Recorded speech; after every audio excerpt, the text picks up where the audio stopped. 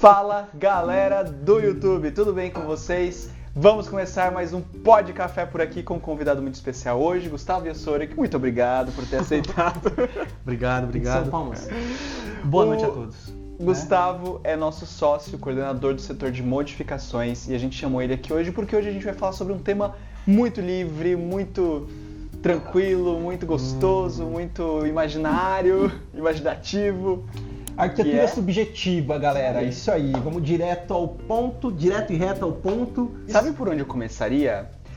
Pelo significado de projetar. Projetar significa lançar à frente, ou seja, atirar, né? Quando a gente pensa em projetar em arquitetura, a gente está antecipando algo que vai se concretizar lá na frente. Logo, a gente está falando diretamente de algo extremamente imaterial, de algo que existe num primeiro momento na cabeça das pessoas, na cabeça dos arquitetos, na cabeça dos clientes que vêm com o desejo de construir, na cabeça dos clientes que vêm com o sonho de ter a sala com um determinado tapete, com a mantinha em cima do sofá. Então, tudo isso significa subjetividade, aquilo que não está manifestado ainda no mundo real, na materialidade. E a arquitetura subjetiva parte daí, né? De a gente tentar ler, interpretar e falar e passar tudo isso que está na nossa cabeça. E muitas vezes, engraçado você mencionar isso, porque muitas vezes nem o cliente entende do que de fato ele precisa, né? Então, a gente acaba se tornando de fato o caminho pelo qual ele vai entender o que ele precisa e a gente transcreve isso em projeto. Isso é muito interessante. E é um processo, né? Sim. Não é como você, por exemplo, ir numa loja e comprar um copo. Não. Você vai também, ao longo desse processo, entendendo subjetivamente as suas necessidades, os seus desejos, a estética, a funcionalidade, e isso vai formando um caldo que depois se torna um projeto, né? Perfeito, isso mesmo. A etapa de modificações ela é muito interessante como um todo, porque o cliente ele já recebeu uma primeira versão do projeto, então ele precisa se debruçar e o processo precisa ser participativo, porque se ele não traz pelo menos pequenas intenções, a gente não consegue de fato fazer a casa, né, o projetar na medida do que ele precisa, né, para a gente conseguir, né, pegar todas as necessidades dele e colocar ali e transcrever em projeto. Eu estava falando agora com um cliente aqui e inclusive aconteceu a mesma coisa, a gente discutiu um projeto, a gente está no meio termo aí, daqui a pouco quase aprovando, e ainda assim existem dúvidas, ainda assim a gente precisa usar das nossas ferramentas, que a gente utiliza muito da tecnologia para também trabalhar com esse subjetivo, porque como é que eu mostro, como é que eu vou conseguir exemplificar o que ele está sentindo ou o que eu quero mostrar por meio da tecnologia, e é o que a gente usa aqui. Então, inclusive, eu estava com um cliente aqui, abrir todas as ferramentas, todos os arquivos de projeto, para poder tentar falar, talvez o que você precisa, ou talvez o que você esteja querendo dizer seja isso aqui, o que você acha? E aí, em cima disso, a gente vai montando esse caldo que você comentou. Perfeito. Eu gosto muito, assim, na reunião que eu faço com os clientes, de falar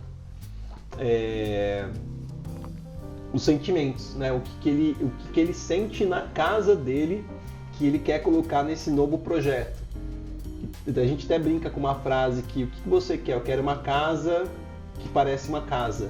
Por mais banal que seja, representa um sentimento subjetivo do que ele está exemplificando.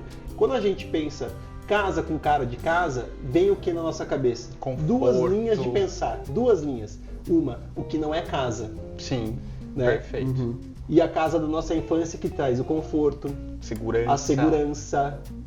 Mas o que não é casa, ele está vinculado muito mais ao tipo de acabamento para uma coisa mais fria. Né? Então você conecta esse acabamento no não é casa, porque o que é casa? Coisa mais quente, um conforto, segurança. A gente vai para essa linha do acabamento. Sim, tem que falar de acabamento. Quando a gente pensa na casa da infância, a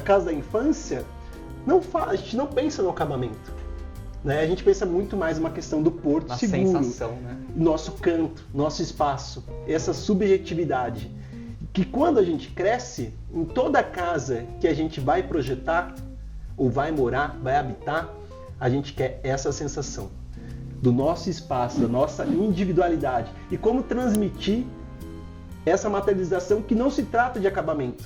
Sim. Como transmitir essa subjetividade? Através de conexão, através de engajamento. A gente precisa ter uma concordância. Porque eu só vou entender o que você está sentindo, nesse momento da sua infância, de estar na sua casa, se eu também sentir a mesma coisa. Eu posso não concordar com você, que talvez o que te remete a uma coisa mais segura talvez não seja a mesma, mas eu vou tentar me conectar ao máximo com um momento muito parecido, porque todo mundo vive momentos parecidos, talvez em etapas diferentes, né? Em anos diferentes, séculos diferentes, mas a gente consegue entender para trabalhar essa subjetividade na materialização da arquitetura. Eu acho que esse é um dos maiores desafios que nós temos como arquitetos. Sim. E o que você trouxe, né? Casa com cara de casa, mas o que é casa com cara de casa para mim? O que é para você? O que é para o Caio? O que é para os clientes? Então, de fato, é um trabalho aí de tentar entender mesmo, né? Por meio das nossas ferramentas, como trazer esse sentimento para o cliente com o projeto. Né? No primeiro momento, esse contato entre cliente e arquiteto se dá através da comunicação, né? Verbal e não verbal, porque a gente também usa a comunicação não verbal para entender do cliente, para entender a subjetividade do cliente, né? Se é um cliente às vezes mais travado, que fala menos, ele é uma pessoa que de repente precisa de um espaço de segurança maior, ele é uma pessoa que precisa ter objetos na casa muito bem organizados, definidos, espaços mais definidos de repente, e tudo isso vai sendo explorado depois através da comunicação. Não sei se vocês concordam, mas eu gosto muito de uma definição que eu ouvi de um professor uma vez num curso que eu fiz, que me marcou muito. Falava sobre história da arquitetura, esse curso, e uma das aulas ele mencionou sobre como a gente apreende o espaço. E a gente apreende o espaço, ou seja, a gente absorve, a gente percebe o espaço única e exclusivamente através dos sentidos. É através da visão, é através do tato, da audição, até eventualmente do paladar, porque tudo isso são ferramentas químicas dentro do nosso cérebro. Então você está dentro de um espaço que tem um cheiro, logo já vai te arremeter a um paladar. Não é isso? A comida da infância, né? Pode ser, né? E aí é a parada subjetiva que a gente está falando, né? Então, entender essa arquitetura subjetiva que está na cabeça do cliente que vem até a gente, perpassa por falar de sentidos, né? De sentidos, de como a gente percebe o espaço, como ele percebe o espaço e colocar isso impregnado no projeto. Muito, muito. E também, muitas vezes, tentar prever como ele vai usar. E aí é mais profundo ainda, né? Porque a gente está tentando encontrar algo que ele ainda nem sente, nem sabe, talvez, como vai acontecer. Mas a gente precisa entender como você vai usar. Isso aqui, essa porta vai ficar aberta sempre, ela vai ficar fechada? Quantas vezes por dia, quantas vezes na semana você vai acessar esse espaço? Vamos dar valor para qual ambiente? Sim. Então, até para o cliente que é um pouco mais travado, que você comentou, a gente precisa usar dessas ferramentas de dando esses inputs para tentar ir captando, né, esse subjetivo, tentar extrair. Que não é fácil, tá? Acessar esses espaços que estão na nossa cabeça. Sim. Né?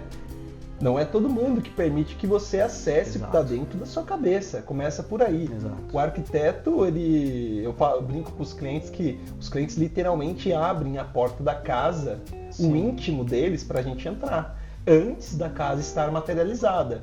Então, esse acesso, eu falo numa questão também da comunicação, né? Por mais que a gente fale isso é um tema solto, mas a concordância de tudo isso, de organização, ela não dá para ser solta, ela precisa ter regras, porque a comunidade ela tem regras, né? Então, assim, as nossas ferramentas como arquitetos, a gente tem gatilhos, tem regras, tem momentos, tem reuniões, né, marcadas para que a gente consiga ter essa conexão e engajar, né?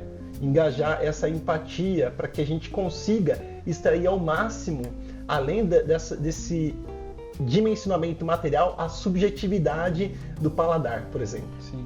Ainda bem, né? Porque acho que são justamente esses itens que você mencionou, junto com a nossa bagagem enquanto arquitetos, que faz a nossa profissão existir, né? Porque senão a gente não precisaria de arquiteto, mas é justamente por aí. Eu acho que a gente tem essa tarefa de tentar transformar em matéria, né? Traduzir no material aquilo que é imaterial, que é o desejo, que é a sensação, que é a idealização, que é a necessidade que parte de uma necessidade. Então, é muito subjetivo. E na verdade, eu vejo que esse subjetivo para nós, ele acaba sendo muito do lado da arte, né? Concretizada na ciência, que é o papel do arquiteto, uma mistura de ciência e arte, porque a gente pega disso, a mesma coisa da gente falar de algo que a gente não enxerga, de um poder que existe como uma meditação, né? Uma oração, mas que tem, né? Que tem um objetivo, que você consegue realizar, você consegue alcançar, mas e aí? O que faz isso acontecer? É acreditar. Então, acho que a partir do momento que a gente acredita naquele sonho do cliente, a gente está fazendo com que esse algo subjetivo, esse algo imaterial, seja uma ciência. Vire uma ciência, exato. Uma verdade para a gente. Nesse contexto, nessa concordância. A gente está concordando em algo ali, numa conexão muito grande entre todos os integrantes desse habitat. Não, e até que o Gustavo estava falando, né, sobre às vezes o cliente nem sabe como isso vai se materializar, tem muito a ver com uma coisa que eu aprendi com esse meu orientador da graduação, que falava sobre o que é o projetar, né, que eu falei no início. Ele falava que, portanto, né, como projetar essa tarefa de antecipar algo que está na nossa cabeça, quando você traz para o material e realiza, já não é mais aquilo que estava na cabeça. Porque existe uma deformação, se a gente pensa do ponto subjetivo, para tornar as coisas materiais, entre aquilo que você idealiza, que às vezes você não consegue nem colocar dimensão, você não consegue colocar dentro de um espaço, para quando você tem que colocar dimensão e espaço, né? Exato. E aí a nossa tarefa é deixar essa dimensão, esse espaço, esse materializado o mais parecido possível com aquilo que é o desejo, né? Acho que vai muito de encontro com aquele pensamento que diz que o processo cerebral para você falar não é o mesmo que você pensa, né? Então, aí a gente já tem um delay, né? Sim, gap. Sim. E eu acho que o processo cerebral é diferente também para você raciocinar e você explanar isso, né? Mesma coisa em projeto. Isso é um desafio para você, porque ao mesmo tempo que você fala com o cliente, que talvez não seja a mesma coisa, o cliente também fala a mesma coisa. Como que rola essa dinâmica que o Caio falou que a comunicação não é só verbal? O que rola mais aí dessa dinâmica aí, cliente e arquiteto?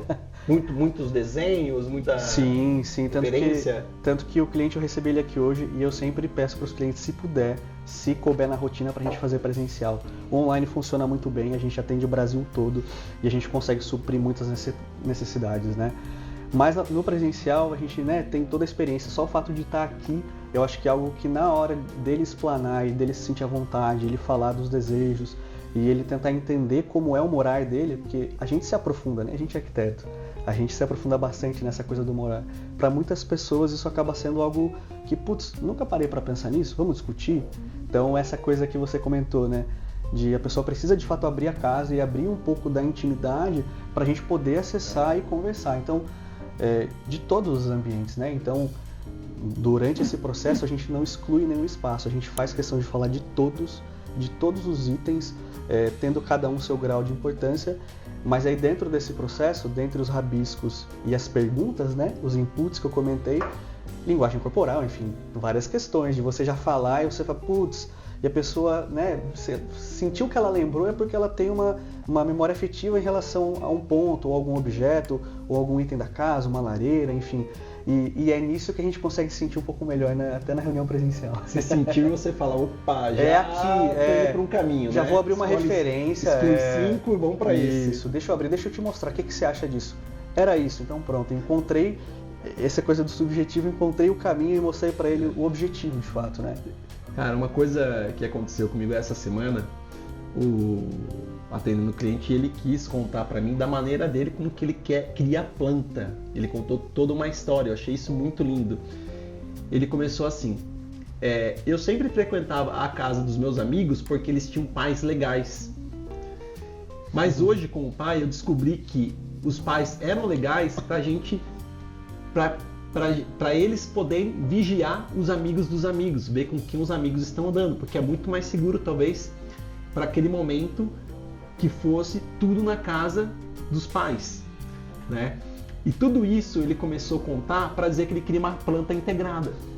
que ele pudesse sim ver o que estava acontecendo numa festa, num churrasco do filho, e que ele passou por aquele momento onde que foi muito bom e que hoje fazia sentido para ele, e ele queria o mesmo. Sim.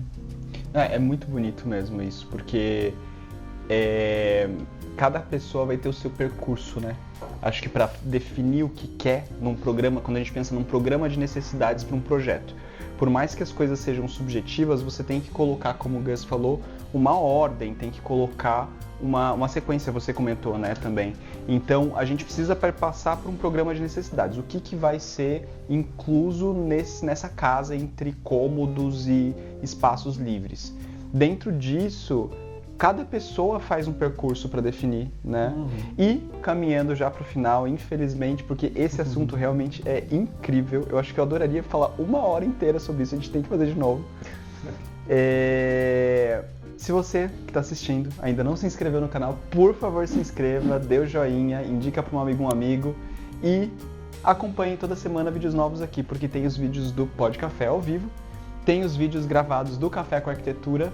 E você que está assistindo a gente no Instagram, muito obrigado, porque todas as quintas-feiras às 18 horas tem um ao vivo aqui no Instagram e você pode mandar perguntas. Hoje, aparentemente, não teve tanta pergunta. Não, hoje o pessoal mais assistiu. Acho que todo mundo também ficou na vibe introspectiva. Tipo, o que eles estão falando, cara? O que é isso? Né? É porque quem pega na metade é uma brisa muito grande, né? A gente tem que fazer o Pod Café com cerveja pra falar desse tema, que daí vai ser... Pode café com cerveja não dá, a gente não bebe, eu não... verdade, só cafezinho, e eu tô bebendo água, tá, gente? Ó, água, vocês me respeitem, tá? Por favor.